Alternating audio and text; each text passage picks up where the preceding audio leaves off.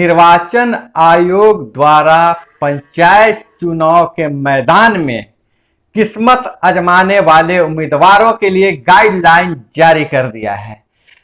अगर आप इस नियम का उल्लंघन करते हैं तो खैर नहीं। क्या है राज्य निर्वाचन आयोग का नया गाइडलाइन, क्या है चुनाव प्रचार संबंधित आचार संहिता, इन सारी बातों पे हम चर्चा करेंगे। नमस्कार दोस्तों, मैं हूं अभय कुमार।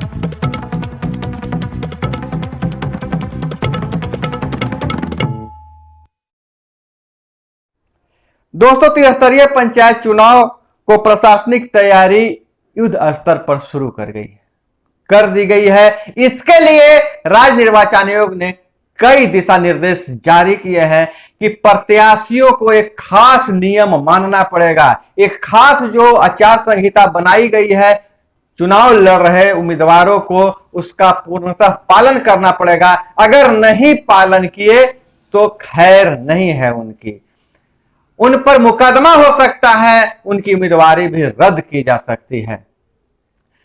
तो दोस्तों, हम इन सारी बातों पे चर्चा करेंगे, लेकिन उससे पहले आप लोगों से गुजारिश करना चाहते हैं कि अभी तक आप इस चैनल को सब्सक्राइब नहीं किए हैं तो सब्सक्राइब कर लीजिए। वीडियो पसंद आए तो एक लाइक जरूर कीजिएगा और कमेंट में बताइएगा आपके साथ क्या समस्या है और क्या जानना चाहते हैं और ये जानकारी आपको कैसी लगी। दोस्तों, चुनाव प्रचार के लिए, चुनाव प्रचार तो करते ही हैं लोग, जो चुनाव में खड़े होते हैं, तो चुनाव प्रचार के लिए कुछ गाइडलाइन तय कर दिए गए हैं। चुनाव प्रचार के लिए सार्वजनिक स्थलों का उपयोग नहीं करना है।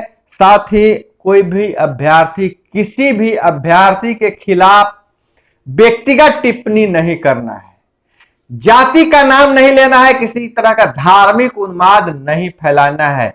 यह एकदम सख्ती से इसका पालन किया जाएगा और ऐसा करने वाले अभ्यर्थियों, उनके कार्यकर्ताओं के खिलाफ कार्रवाई की जाएगी। तो हम नजर डालते हैं क्या है लाइन बाय लाइन, क्या है गाइडलाइन। जारी गाइडलाइन में चुनाव मैदान में किस्मत आजमाने वाले उम्मीदवारों को लेकर दिशा निर्देश जारी किया गया है। इसके अनुसार पंचायत चुनाव में प्रचार प्रसार के लिए सार्वजनिक स्थलों का उपयोग नहीं होगा। साथ ही कोई भी अभ्यर्थी किसी उम्मीदवार के खिलाफ व्यक्तिगत टीका टिप्पणी नहीं कर सकेंगे और न ही जातिगत अथवा धार्मिक भावना को ठेस करने वाले वक्तव्य देंगे। ऐसा करने वाले अभ्यर्थियों एवं उनके कार्यकर्ताओं के खिलाफ कार्रवाई की जाएगी। धार्मिक स्थलों को चुनाव प्रचार के लिए उपयोग नहीं कर सकते हैं। पंचायत चुनाव के संबंध में निर्वाचन विभाग की ओर से जारी गाइडलाइन में किसी के घर के सामने नारा लगाने पर रोक होगा। किसी भी घर के सामने कोई प्रत्याशी खड़ा है, उसके घर के सामने आप नारा लगाते हैं तो इस पर रोक रहेगी। जबकि चुनाव जीतने के बाद भी धार्मिक, जाति व भाषा भावनाओं का भी सहारा उम्मीदवार नहीं ले सकेंगे। किसी भी धार्मिक स्थल, मंदिर, मस्जिद, गुरुद्वारा आदि का उपयोग भी चुनाव प्रचार के लिए नहीं होगा। अगर किसी की भावना आहत करने वाली बातें सामने आई तो संबंधित अभ्यर्थियों के खिलाफ कड़ी कार्रवाई होगी। किसी भी व्यक्ति के कार्यों या विचारों का विरोध करने के लिए उम्मीदवार या समर्थकों द्वारा ऐसे व्यक्ति के घरों के सामने धरना देने, नारेबाजी या प्रदर्शन करने पर रोक रहेगी। किसी के विचारधारा से आप असहमत हो सकते हैं, लेकिन उनके घरों के सामने नारा लगाने और धरना आप नहीं दे सकते हैं। चुनाव आयोग ने इसकी सख्त दिशा निर्देश जारी की है, सख्त निर्देश दिया है। दूसरे उम्मीदवारों का पोस्टर हटाने पर भी होगी कार्रवाई। पंचायत चुनाव के दौरान उम्मीदवार चुनाव कार्यालय खोल सकेंगे। पंचायत निर्वाचन चुनाव के लिए अभ्यर्थी अपने आवास एवं कार्यालय पर प्रचार वाहन या चुनाव प्रचार करने के लिए पोस्टर, बैनर आदि का उपयोग कर सकते हैं। अभ्यर्थी चुनाव प्रचार करने के लिए अपना कार्यालय खोल सकते हैं, परंतु इसकी सूचना वे निर्वाचित अधिकारी को देंगे कि चुनाव कार्यालय किस स्थान पर स्थित है। किसी भी उम्मीदवार का अपने पक्ष में लगाए गए झंडे या पोस्टर नहीं हटाए जाएंगे। अगर किसी उम्मीदवार का अगर पोस्टर और बैनर आपने हटाया तो आप पर एफआईआर दर्ज हो जाएगा। यह निर्वाचन आयोग ने इस पर सख्ती से कार्रवाई करने की बात कही है।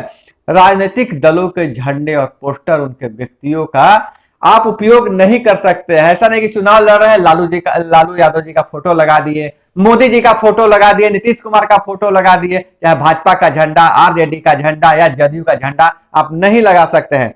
पंचायत चुनाव में चुनाव दल का आधार पर नहीं होना है।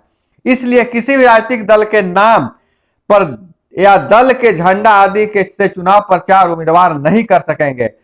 शासकीय और अशासकीय परिसदन, विश्राम गृह, डाक बंगला एवं अन्य आवासों का उपयोग चुनाव प्रचार के लिए तथा चुनाव बैठक के लिए किसी भी उम्मीदवार के द्वारा नहीं किया जाएगा। किसी भी सरकारी कार्यालय, सरकारी उपकरण, भवन, दीवार एवं चार दीवारी पर अभ्यर्थी तथा उनके समर्थक किसी प्रकार का पोस्टर नहीं चिपका सकेंगे, न ही किसी प्रकार का नारा लिखा जा सकता है। अगर ऐसा कीजिएगा तो आप पर एफआईआर दर्ज हो सकता है। तैयारियों में जुट गया है विभाग, सारी इंप्लीमेंटेशन करने के लिए विभाग तैयारियों में जुट गया है। पंचायती राज पदाधिकारी और राज्य निर्वाचन आयोग द्वारा चुनाव को लेकर गाइडलाइन का पालन उम्मीदवारों को करना ही होगा, ऐसा निर्देश दिया गया है। कोई ऐसा काम जिससे किसी धर्म या संप्रदाय की भावनाएं आहत होती है नहीं करना है। पंचायत चुनाव लड़ने से लेकर जीतने के बाद तक इस बात का ध्यान रखना होगा। आयोग से मिले दिशा निर्देश का अक्षरशः पालन किया जाएगा। चुनाव को लेकर तैयारी में विभाग जुट चुका है। तो दोस्तों, यह थी चुनाव में खड़े होने वाले प्रत्याशियों के लिए आदर्श आचार संहिता। जो अगर जैसे ही अधिसूचना जारी होती है, यह आचार संहिता लग जाएगी। और पिछले बार विधानसभा चुनाव में और पंचायत चुनाव में भी आपने देखा भी होगा, बहुत जगह से खबरें आई थी कि कोई चाय दुकान वाला, होटल वाला किसी राजनेता या किसी पार्टी का झंडा, पोस्टर, बैनर लगाया हुआ था, तो उस पर एफआईआर दर्ज हो गई थी। प्रशासन जब्त करके उस पर एफआईआर किया था, उन पर कार्रवाई किया था। इसलिए आप सावधान रहिएगा।